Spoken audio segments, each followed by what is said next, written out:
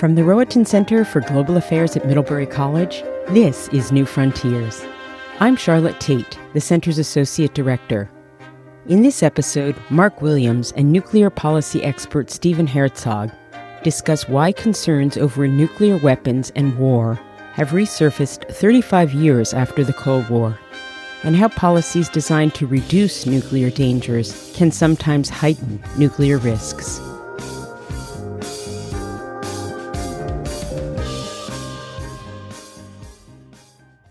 When the Cold War ended, the threat of nuclear war appeared to recede.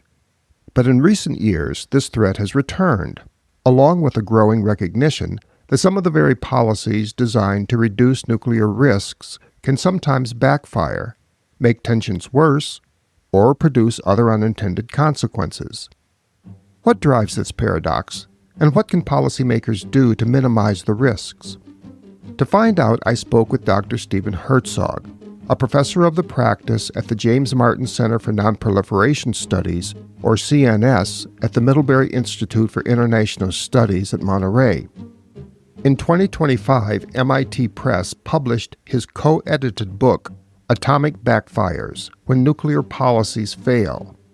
And beginning in the fall of 2026, Stephen will be based in a new Vermont branch of CNS on the campus of Middlebury College. Our conversation took place before the United States, Israel, and Iran went to war in February 2026. Stephen Herzog, welcome to New Frontiers. Thank you so much for having me, Mark. I really appreciate it, and I'm looking forward to not only this conversation, but many conversations with faculty, staff, and in particular undergraduate students here on the campus to come. Welcome. We're glad you're here. When it comes to nuclear war, or even a nuclear crisis, didn't the end of the Cold War let the world breathe a lot easier about these kinds of threats? Why today is there this growing concern about nuclear proliferation and about the strategies we might adopt to prevent it or avoid other nuclear crises? During the Cold War, we had this period where in the 1980s there were up to 70,000 nuclear weapons, the majority of which were maintained by the Soviet Union and the United States. Also, of course, there were U.S. allies, France and Great Britain, that had nuclear weapons.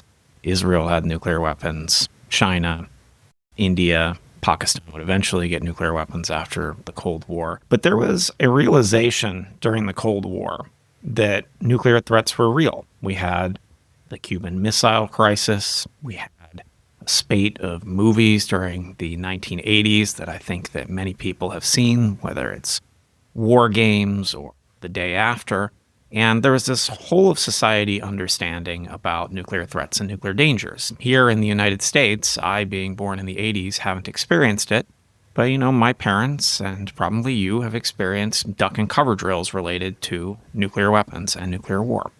So when the end of the Cold War comes, we wind up with this situation where we have the so-called unipolar moment, where the United States is the only superpower in the world. The first Gulf War happens, and Russia, no longer the Soviet Union, is even generally at least tacitly supportive or doesn't interfere with what the United States is doing. And a lot of people in the world, given the state of the U.S. unipolar moment, have felt like nuclear weapons, nuclear dangers, and these threats are no longer relevant to their lives whatsoever. Mm-hmm. But what actually happened is, even though the duck and cover drills went away, the unconstrained, very vocal nuclear diplomacy and rivalry seemed to go away. The nuclear weapons themselves never went away. So the United States and Russia and other nuclear-armed countries continued to maintain large nuclear arsenals. They spent billions of dollars on those arsenals, but publics weren't interacting with the nuclear threat anymore in the same way, despite the fact that there are weapons and warplanes. So we get to a point today where we have 9 nuclear-armed states in the world and about 12,000 nuclear weapons in the world today, which is still a massive number, enough to destroy the world over many times. And in the context of the war in Ukraine, Vladimir Putin has made a dizzying number of nuclear threats, using nuclear weapons as a shield, essentially to enable Russia's war against Ukraine and to keep the United States and other NATO countries out of the conflict. This has been really terrifying for a lot of people because younger generations haven't really interacted with nuclear weapons before. They may have seen Donald Trump making threats against Kim Jong-un on X or something like that, but the actual concrete number of threats and media attention given to Russia's behavior is something new. And older generations haven't had to interact with nuclear weapons for decades upon end. So I think it's this. It's not that things are changing, it's that we're paying more attention. And nuclear weapons and nuclear deterrence never went away because nuclear threats are what underline nuclear deterrence.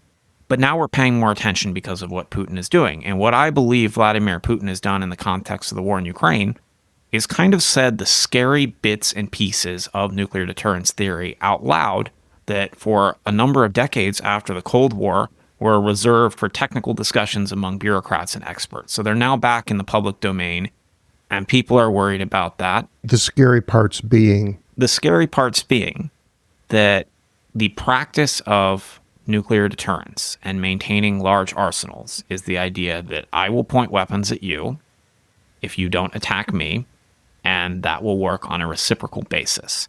Nuclear deterrence is fundamentally a game of hostage taking, where every city, major city in the United States, is about half an hour right now away from being destroyed by Russian or Chinese weapons, and the same goes for these countries. That's not something that people around the world think about. Now, the second part of your question is about nuclear proliferation. Why are we worried about countries potentially developing nuclear weapons today? And I think there are two reasons for this. One major one is the lessons of the war in Ukraine. That Ukraine was a country that had a large post-Soviet inheritance, gave up that arsenal and the ability to have nuclear weapons, wound up getting invaded. Same thing happened to the dictators in Iraq and Libya. Both Saddam Hussein pursued nuclear weapons during the 80s. Muammar Gaddafi pursued nuclear weapons for a lot of the 90s into the early 2000s. Both gave them up, wound up being invaded. So the war in Ukraine and that history has a lesson, and that lesson might be that only nuclear weapons can guarantee one's sovereignty, and countries want to avoid the fate of Ukraine.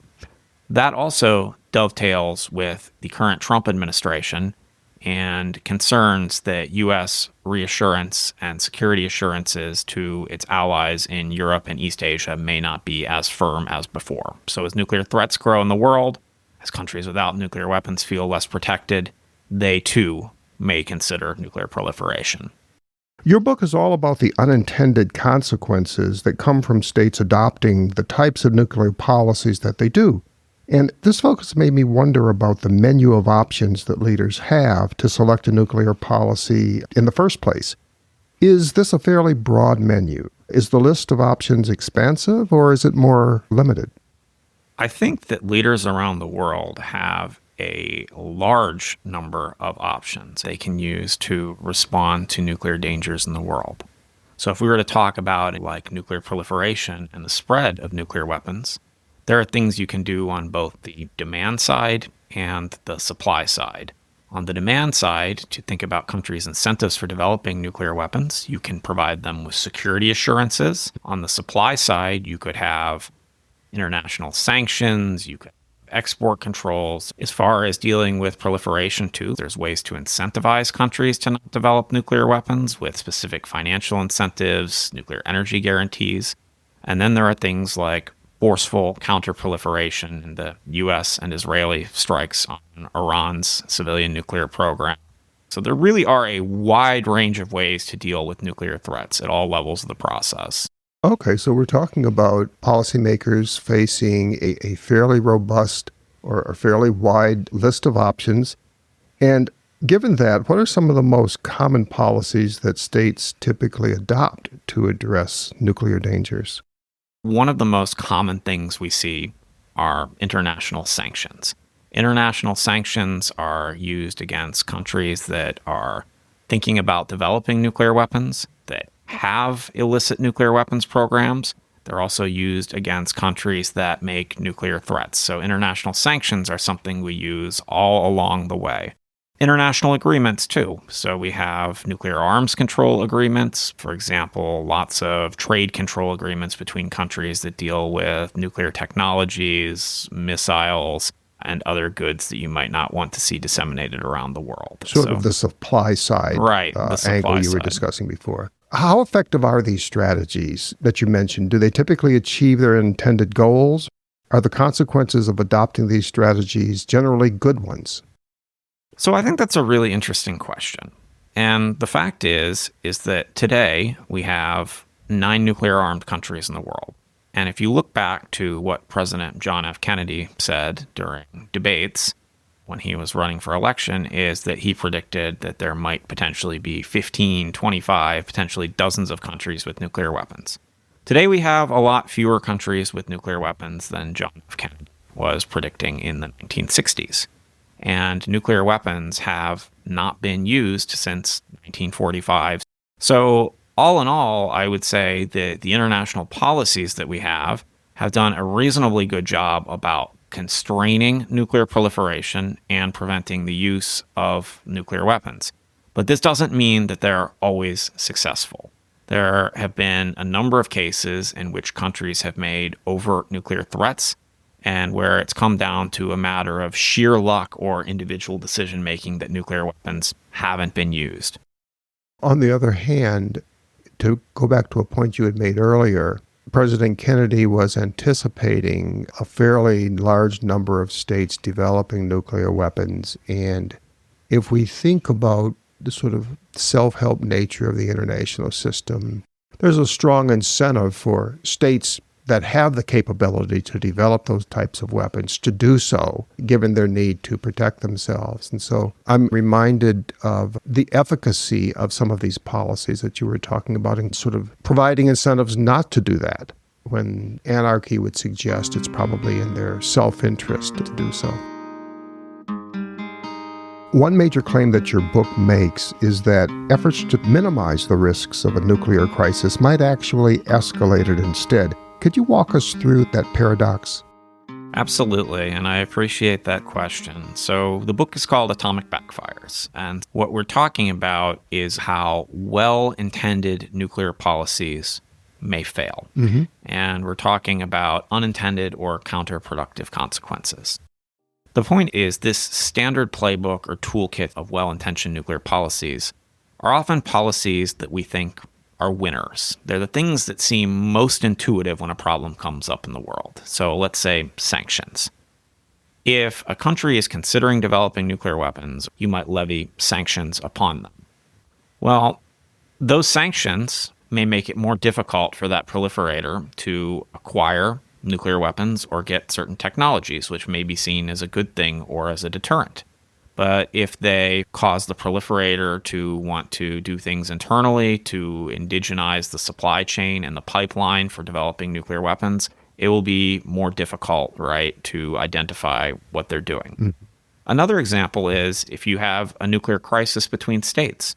Oftentimes, leaders like to make personal threats, and they like to try and humiliate their adversaries and cause them to back down. Well, they may well trigger honor and reputation concerns in other states that wind up exacerbating the crisis. So a lot of the nuclear policies that are first-order preferences provide what may seem to be easy or cheap wins, but sometimes they lack the foresight of the long-term consequences. And so in our book, we take a historical approach and look at how a lot of these easy wins in the long run can actually make things worse. The book, fundamentally, is a call for enlightened political leadership and thinking and analysis that goes beyond looking at easy policy wins and thinks about long-term consequences. Could I ask you about diplomacy and diplomatic solutions to some of the nuclear concerns that leaders have? States have used diplomacy to broker arms control agreements. Isn't this an effective way to reach agreement that leaves everyone better off? Are there any downsides in your research that you've discovered to negotiated arms control treaties? So I think it's a great question. In the book, we look at 3 ways that there can be unintended consequences of these treaties. This is not to say that arms control treaties don't work or that they're bad, because they're oftentimes good, but there are 3 mechanisms in which they can actually backfire. The first is, in the past, when countries were pursuing nuclear arms control treaties, they often have pushed to have limitations or controls over things that they are weaker in. So by trying to include and exclude certain systems, arms control has sometimes been a game of competition and advantage seeking. Could you give us an example of that? So one of the chapters in our book is by James Cameron, who is a professor of history at the University of Oslo. He looks at the strategic arms limitation talks, which culminated in 1972. And before that, during the negotiations, the United States tried really hard to not include multiple warheads, or MIRV, multiple independently targetable reentry vehicles. And they thought, we're really ahead of the Soviets as far as MIRV. We're going to make sure these are not in this treaty. And so they were ultimately successful in doing that. Well, after the treaty came about, the interim agreement of SALT I, the Soviets said, well, MIRVs are not included in the treaty, so we'd better build them out. And as it turns out, the Soviets were really great at building MIRV, and the United States started to feel like maybe they were falling behind and their nuclear capabilities and the competition had been compromised. And this made it more difficult to have future arms control agreements in the near term because of the race for MIRV. Another one that Professor Rebecca Davis Gibbons from Southern Maine University talks about in our book is the idea of payoffs to hawks. And this is what I would say.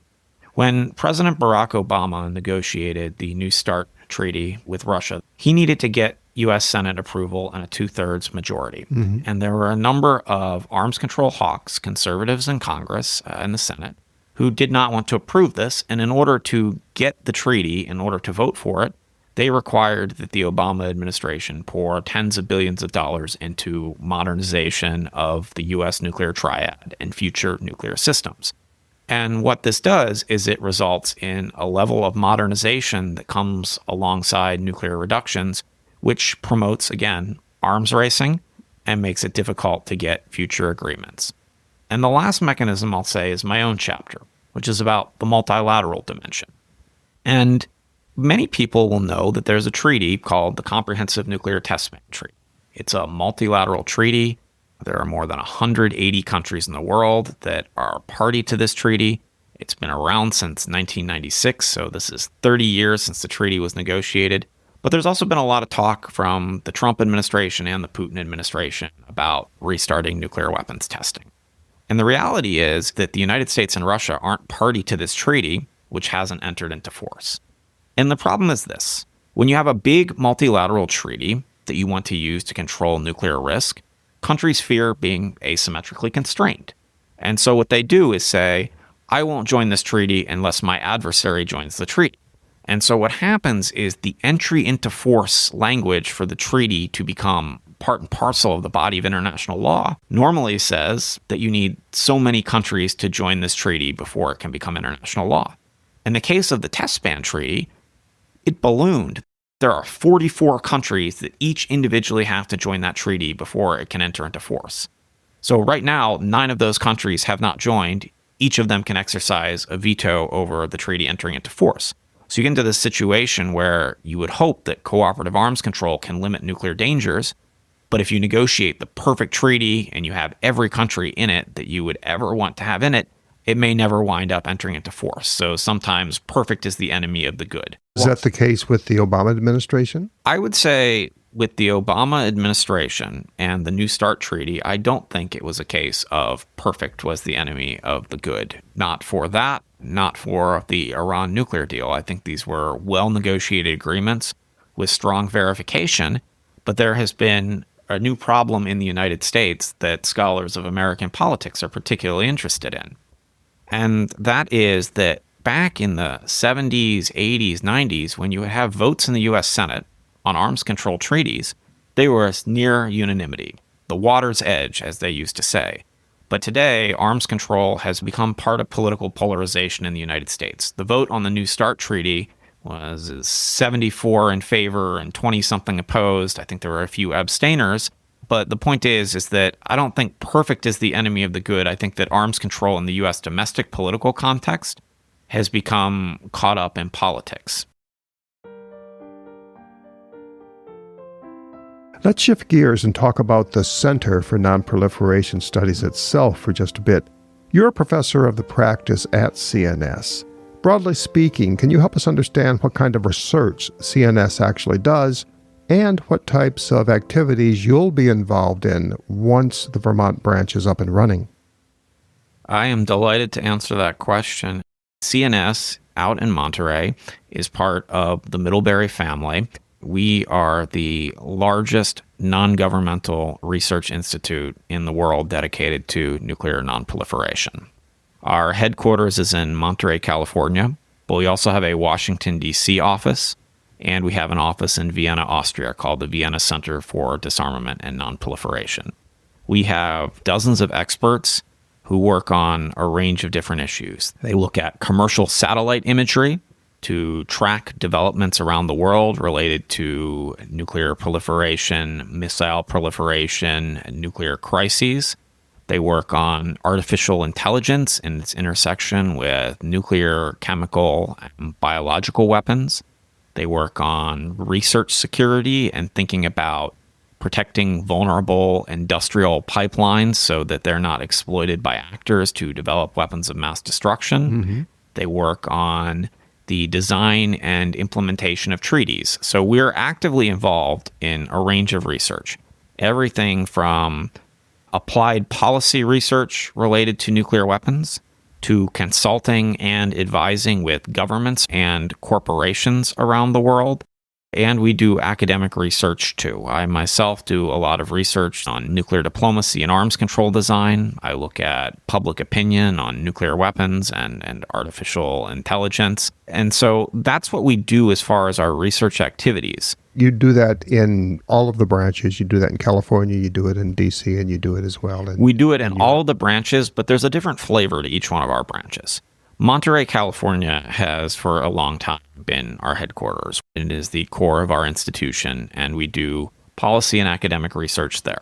In Washington, D.C., we do both of those things, but we also do a lot of work on applied policy analysis. We work with federal government grants. We have think tank events in Washington, D.C., and play a very active role in the policy community. In Vienna, the Vienna Center for Disarmament and Nonproliferation, our office maintained there, is right next to the Vienna International Center, where the United Nations office in Vienna is, which is the headquarters of the International Atomic Energy Agency and the Comprehensive Nuclear Test Ban Treaty Organization. As far as what will happen here on this new campus, our new office in Middlebury will be dedicated to teaching and research. We will work with students by having curricular offerings related to weapons of mass destruction, nonproliferation, and artificial intelligence, emerging technologies. So students will learn about technologies, they'll learn about strategy related to them, they'll learn about ways to control these technologies and their broader effects on the international system. Sounds very exciting. I'm sure the students are going to be very interested in engaging with the center once it opens up. In addition to the actual curricular opportunities that I talked about, we plan to offer professional opportunities as well. Opportunities to work on policy writing, so op-eds and learning how to write policy memos for government and international organization positions, and opportunities for research assistantships directly with the center. I would love to have a course where we focus on international institutions related to weapons of mass destruction. And we take students to our Vienna office and our base there, and we meet some of the experts from the International Atomic Energy Agency and the Comprehensive Nuclear Test Ban Treaty Organization, and we talk to them about what's it like to do an inspection on a potential proliferator's territory. What is looking at satellite imagery like? Or what are you looking for? And what are career opportunities that students can have in the long run in this field? Sounds like a class I would have enjoyed taking as an undergraduate.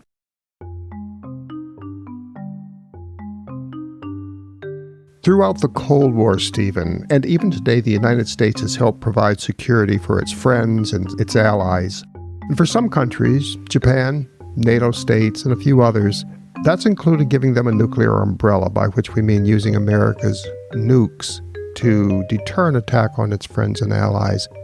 You've touched on this before, but how would you assess the overall utility of nuclear alliances? Nuclear alliances have historically been one of the great tools of nuclear nonproliferation for a few reasons. First, U.S. presidents consistently articulated that they had ironclad security assurances for U.S. allies. Second, the United States forward deployed, as we say, nuclear weapons on the territory of its allies to be delivered in crises. And today in Europe and a number of countries, there are actually U.S. tactical nuclear weapons that if the United States presidents authorized them, they would be released from U.S. custody and be delivered by European NATO states in a crisis. And the third thing, the United States deployed so-called tripwires around the world. A tripwire is the idea that you have this small contingent of U.S. forces and their families based abroad that, heaven forbid, if there's a conflict, they would unfortunately be killed or harmed, and that would provide the moral weight on the U.S. president to respond. So it's a very scary and very serious situation. I think that all three of those things right now during the current administration may be under threat. We have a U.S. president who has consistently said that the United States might not be willing to defend certain friends and allies. And has also said maybe it would be good if certain countries like Japan and South Korea develop nuclear weapons of their own. That raises questions about whether the United States is going to continue to be committed to these countries in the future, which is why politicians in places like Poland, Germany, and South Korea are talking about proliferation. Mm-hmm. The other thing the Trump administration has talked about is drawing down forces around the world. This might be a way to unravel the so-called tripwire mechanism. And then the last thing, if the United States has a future arms control agreement with Russia that substantially reduces U.S. nuclear weapons, the biggest critics of this potentially working out in the future that I've seen are actually some of my colleagues from Europe, Australia, Japan, and South Korea. Their fear is that the United States might engage in a cooperative agreement with Russia or maybe even China that involves downsizing its nuclear arsenal in a way that undermines the assurances provided to U.S. allies. What the war in Ukraine has showed us over the past few years is that when there are questions about the willingness of the United States to defend its allies, the response of U.S. allies is to consider potentially developing nuclear weapons of their own. Are there any particular parts of the world where you believe we are more likely to see nuclear proliferation down the line? Any regions or countries where we might see this? It is unlikely at this point, but I think that if U.S. security assurances are rescinded or waver in the future, the odds that a country like South Korea in particular may develop nuclear weapons are probably about the highest that we could see in the world. The second thing that I would say is right now we see a massive spread of civilian nuclear energy is going to be on the horizon. It's going to be on the horizon to deal with climate change. It's going to be on the horizon to help countries gain energy independence. And it's going to be on the horizon to power the AI data centers of the future. The supplier of civilian nuclear energy matters. And historically, in order to get civilian nuclear energy from the U.S., you have to take on certain non-proliferation measures. Right now, the world's largest exporter of civilian nuclear energy is Russia. Russia does not require that countries take on the additional protocol for more stringent inspections with the IAEA. This has included Belarus and Egypt, a country that in the past was found to have fissile materials that were not in line with its declaration to the International Atomic Energy Agency. On the horizon, too, is China. China is quickly developing nuclear power plants domestically at a pace which is unprecedented in world history. It is believed that in the next few years, China will then turn to be an exporter. And it's unclear what China will do as an exporter as far as non-proliferation. So I think the two biggest cases for proliferation that we see in the future are countries under the U.S. nuclear umbrella that feel threatened and no longer feel safe by what they view as receding U.S. commitments, and the potential spread of civilian nuclear energy technology around the world without proper non-proliferation safeguards. Can we go back for a minute to that menu of options that states have when selecting a nuclear policy? Mm-hmm. Given the gravity of nuclear weapons, to what extent is this standard toolkit of options based on strong evidence or robust research findings? I don't think that the standard toolkit is based on strong evidence or research findings. It's based on the idea of what is cheap, easy, and what is perceived to work. If you see that a country is potentially developing nuclear weapons, it's a lot easier to levy international sanctions on them than it is to invade the country, for example. There are just some policies that are popular than others because, again, they're cheap and they're seen as easy wins. Stephen, looking ahead, do you think that there are things that can be done to ensure that leaders have a broader set of options they can choose from when designing nuclear policies? What are some of the most practical paths toward that outcome, do you think? Some of the most aggressive and unrestrained policies have had the highest propensity to backfire. So one of the things this book is arguing for is more diplomacy, more engagement, more time to let things unfold till you can actually see where everything is headed, and to avoid making rash and hasty decisions to pursue policies which seem like the easiest option. It's not easy. Politicians have incentives to make their constituents happy. They have electoral incentives. But we hope to stress that the overall dangers of nuclear weapons that the world faces are too important to be held captive to this type of domestic politics. I would like to see President Trump make an enlightened case. Think about long-term nuclear weapons policies that may not be politically popular, but may make the United States safer in the long run rather than just quickly pursuing things which look good and help rack up some political points. How do we get leaders to think differently and to be more serious about nuclear policy? This is one of the most difficult questions that could be asked here, and so I would come to two answers, maybe neither of which is satisfactory. The first is legacy. And again, we want to talk about enlightened political leadership, about being willing to divert from the past trajectory of history. And for President Trump, this is interesting because Trump in particular has said that he wants to be different than everyone else. He talks about all the failed American presidents and everything that they've done wrong from both administrations. My view is this: the policies that Trump has pursued as far as sanctions, counterproliferation, and other things sometimes part ways with those past leaders, but generally there's been more continuity than change in President Trump's policy, despite the rhetoric which has been accompanied by it. If he wants to be a real leader in reducing nuclear dangers, I think it involves more foresight and thinking through some of these historical examples. But the other point is, it matters who is providing advice to leaders. And that's what we think this book is about on some level. We understand that there are nuclear dangers in the world, and that for more than 80 years, a series of generations have failed to eliminate the scourge of nuclear weapons from the world. What we hope is to get this book into the hands of people in the policy and the academic world, to get it into the classroom with undergraduates, into master's level programs for people who will wind up being the next foreign service officers, desk officers at the State Department, advisors at the National Security Council. And you may not agree with us and everything that we say in this book, but we're just making an argument for a careful understanding, a historical rather than ahistorical analysis of cost and benefits and likely outcomes. Okay. So a lot then depends on getting the kind of information that you're examining in this book into the hands and hence the minds of leaders and future leaders. The book is called Atomic Backfires When Nuclear Policies Fail. Where can folks pick up a copy?